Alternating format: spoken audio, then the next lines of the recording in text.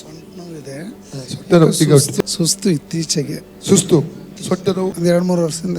ತಂದೆ ದೇವರ ಯೇಸುವಿನ ನಾಮದ ಪವಿತ್ರಾತ್ಮನ ಸಹಾಯದೊಂದಿಗೆ ನನ್ನ ಪಾದಪೀಠಕ್ಕೆ ಬಂದಿದ್ದೇನೆ.